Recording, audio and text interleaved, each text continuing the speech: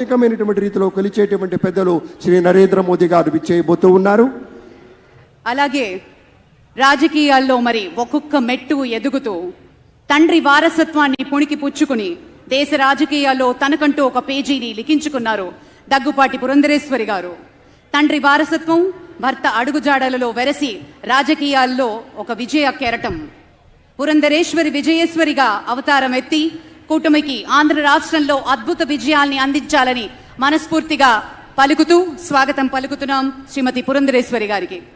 నాటి రోజుల్లో నరేంద్ర మోదీ గారి ప్రభుత్వంలో ఒక ప్రత్యేకమైనటువంటి శాఖకి మంత్రివర్యులుగా పనిచేసిన, ఇప్పుడు ఆంధ్రప్రదేశ్ రాష్ట్రంలో భారతీయ జనతా పార్టీ అధ్యక్షురాలిగా పెద్దలు శ్రీ నరేంద్ర మోదీ గారు, అమిత్ షా గారు ఇత్యాది వారి యొక్క చూపినటువంటి తోవలు, ఆ మార్గదర్శకత్వంలో విశేషమైనటువంటి గమనంతో వెళ్లి విజయాన్ని సాధించినటువంటి వారికి స్వాగతం పలుకుతూ ఉన్నాం.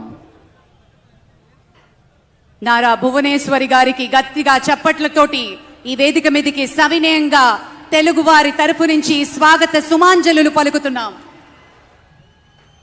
మానవీయ దృక్పథానికి ప్రతీకగా ఉండేటువంటి నారా చంద్రబాబు నాయుడు గారి సహధర్మచారిణి అమ్మకు స్వాగతం పలుకుదాం. సోదరిమణి విచ్చేశారు. వారి యొక్క చేయూత, వారి యొక్క సహకారం ఎన్నికల్లో చూశాం. నాటి రోజున అన్యాయంగా అక్రమంగా ఇబ్బందులు పెట్టిన రోజున ఆ తల్లి రాష్ట్రమంతా తిరిగి అందరి యొక్క శక్తిని నింపి అందరికీ కావలసినటువంటి ఉత్సాహాన్ని ఇచ్చింది. తమ కుటుంబ సభ్యులంతా కూడాను, మన లోకేష్ బాబు గారు, బ్రాహ్మణి గారు అందరూ కూడాను అద్భుతంగా పరిశ్రమించారు. ఇవాళ విజయం చవి చూస్తున్నటువంటి సందర్భంలో విచ్చేసినటువంటి సోదరీమణికి మా ఒక చక్కని ముత్తైదువుగా మా తల్లి వచ్చింది.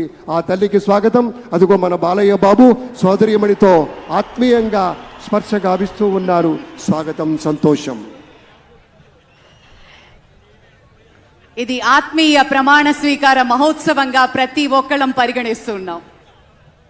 పార్టీలకి అన్నిటికీ అతీతంగా పడిన కష్టానికి ప్రతిఫలంగా ఈ రోజు కోసం ప్రతి ఒక్కళ్ళు వేచి చూశారు.